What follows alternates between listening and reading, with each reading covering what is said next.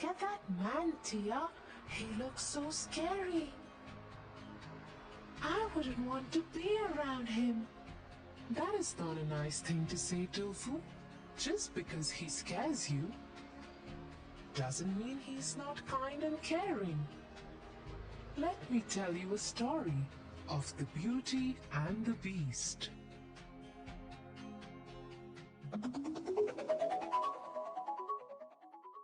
The Beauty and the Beast.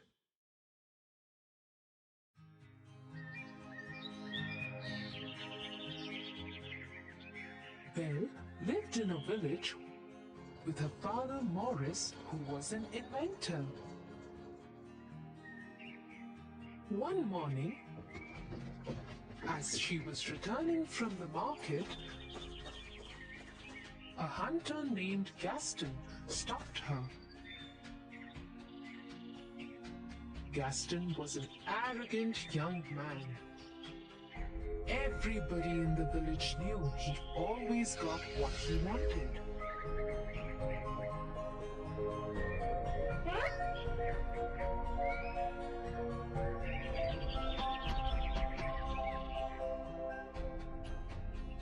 But no one ever dared stand up against him because his father was the village head. The only person who paid no attention to Gaston was Belle. But Gaston was obsessed with her and wanted to marry her. Belle, let me walk you home. Oh, Gaston, no, thank you. I can go home myself. I insist. I have to talk to your father about something important too. Belle continued walking, ignoring Gaston, who started walking with her.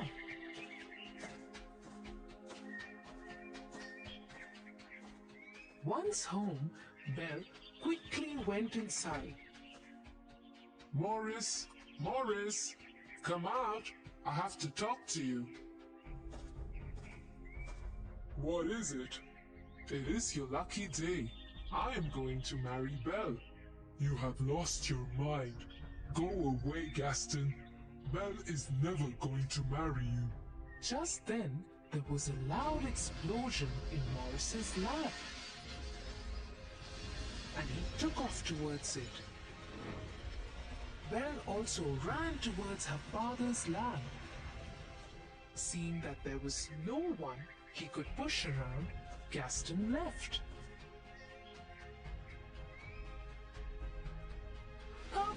Papa, are you alright? I have done it, Belle.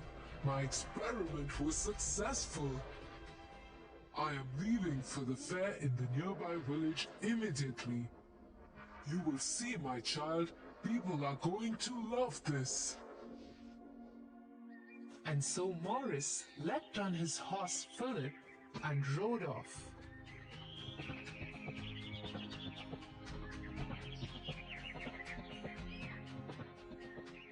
But as he was crossing the forest, he got lost.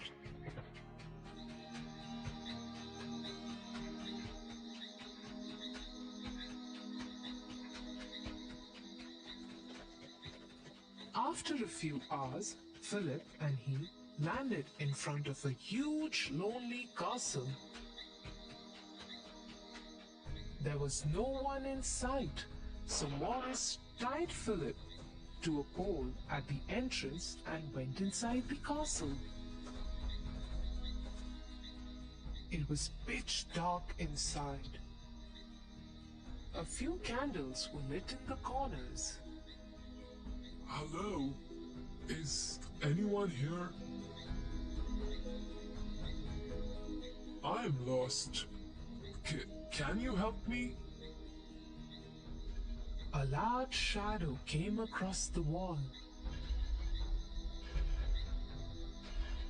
As it came into light, Morris saw that it was not a man, but a huge, angry beast with an ugly scar across his face. How dare you enter my castle? You need help? I will help you. I'm sorry. I will leave immediately. And Morris started running back the way he had come. But the beast got him and started dragging him. He took him down the staircase and locked him in the dungeon. Please, please let me go. Please let me go. You will stay here forever. This dungeon is your world now.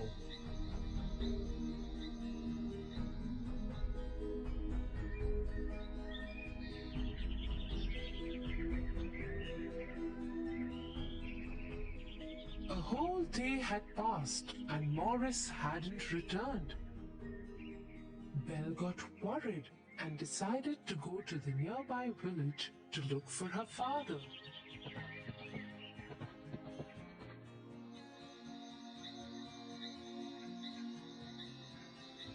But she too got lost in the forest and landed up at the same castle. Philip was still there, tied to the pole. Belle decided to go inside, just in case her father was there. Hello? Papa? Anybody here? How dare you enter my castle? Get out right away before I lock you in the dungeon too. Suddenly, the beast moved out of the shadows and stood in front of Belle. She was terrified of him, but dared not run. Somewhere from far away she could hear another voice. It was her father. Please, please let me go. Let me go, please. Open this door. Let me go, please. Do you have my father? Can you please let him go? Hey, what are you saying? I will stay instead of him. Please, let him go. Hearing this, the beast took Belle's hand and dragged her up the stairs.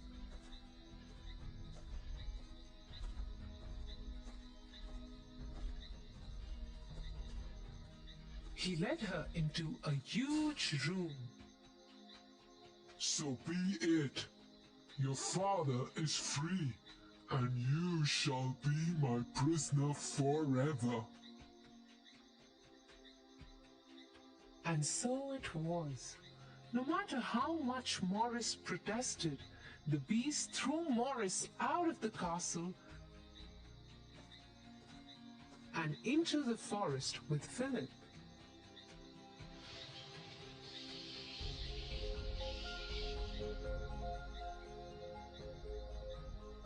When dinner time came, Belle did not join the beast for dinner. Instead, she stayed in her room crying. The beast entered her room and said, If you are going to stay in this castle, you have to follow its rules. You are expected at dinner. Don't you dare miss it next time. "You are a monster!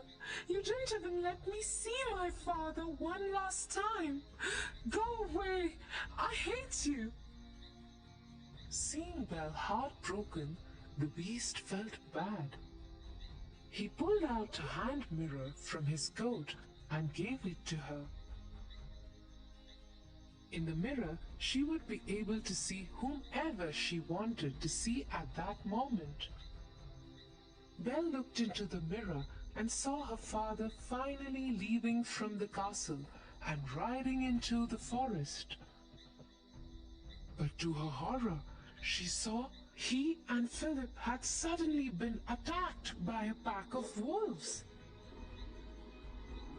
She gave out a loud cry and ran downstairs out of the castle gates and towards her father. Soon, she found herself and her father Morris surrounded by ferocious wolves. Just as the wolves were about to attack Belle, a large paw grabbed one of them by the neck and threw it away. The wolves now turned on the beast, who had decided to follow Belle and help her save her father. The beast scared them off, but not before they had bit into his arm and injured Morris too. He put Morris on Philip, who took off riding as soon as his master was secure. The beast tried to walk towards the castle, but fainted and fell.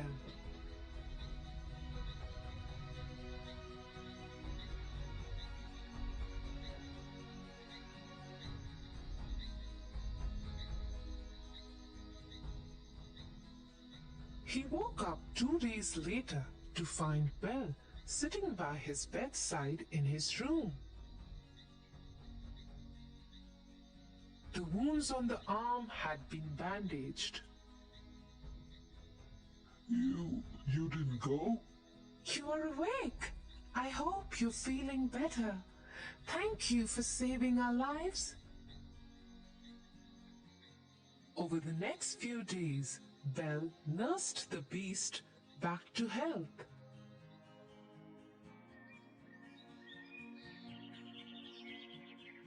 As they spent time together, Belle realized that he wasn't as mean as he appeared to be the first day they had met. In turn, the beast learned to change his ways and became gentler and kinder.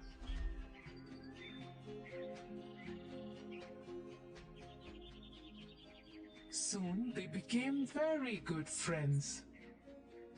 One day, Belle asked the beast if she could see her father in the mirror. The beast agreed and gave her the mirror. In the mirror, Belle saw all the villagers storming her house. They thought that Morris had gone mad and wanted to send him to the doctor. Nobody believed him when he kept insisting that Belle had been kept as a prisoner by a beast. Worried about her father, Belle requested if she could go to the village for a day just to save her father. And though the beast knew that she might never return, he agreed. Go, but take this mirror with you. In case you ever want to see me.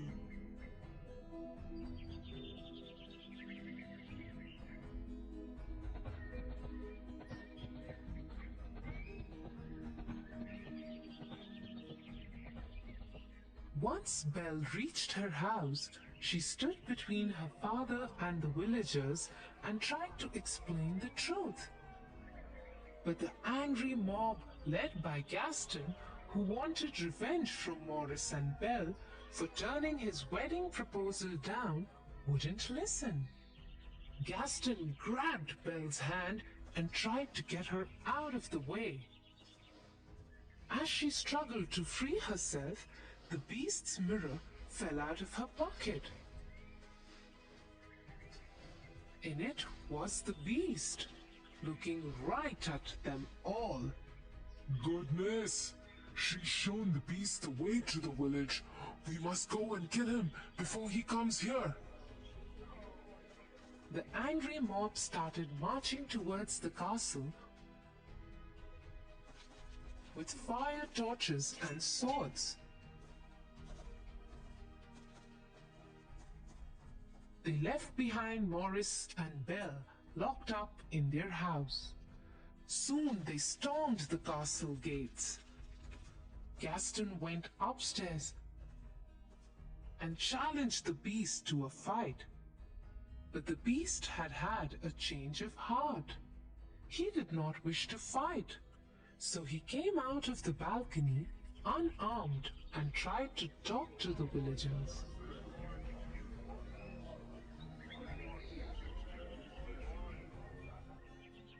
But Gaston wouldn't have it. He wanted to kill the beast, and so he attacked him. His sword pierced through the beast's stomach. Shocked, the beast swung his arm to protect himself. Scared, Gaston stepped backwards and fell off the balcony and died. Somehow, Belle had escaped from her house.